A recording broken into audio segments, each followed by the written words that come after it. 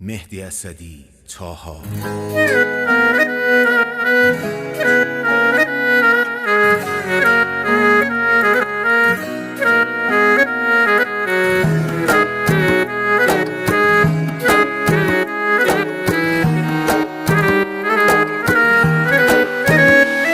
در لعل و لبت قند و عسل کرده ای پنهان، دیوانه دردانه دیوانه پسندان. دیوانه شدم بس که تو دل میبریه، یا از گوشه چشم تو غزل میچکد انگار. یک شهر شده دل داده موهای بلندت، جذاب ترین جاذبه شهر شده خندت. اینقدر نخند ناز نکن تاب ندارم، از ترس همین دلبریات خواب ندارم.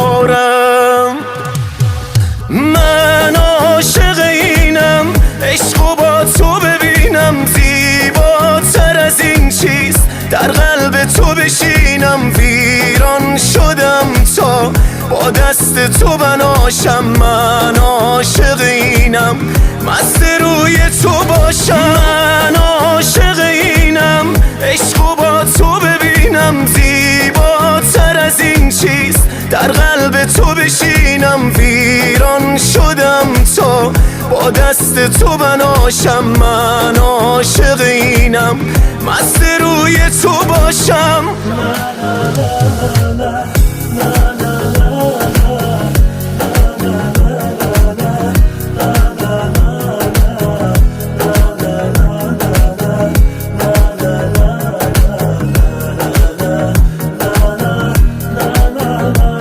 آتش بکشان ریشه بزن سخت بپاشم، من خلق شده ام تا که هوادار تو باشم. معماری اندام تو شاهکار زمان است، حرفای تو جذاب ترین شعر جهان است. من عاشق اینم، عشقو با تو ببینم، زیباتر از این چیست در قلب تو بشینم. ویران شدم تا با دست تو بناشم، من عاشق اینم، مست روی تو باشم. من عاشق اینم، عشقو با تو ببینم، زیباتر از این چیست در قلب تو بشینم. ویران شدم تا با دست تو بناشم، من عاشق اینم، مست روی تو باشم.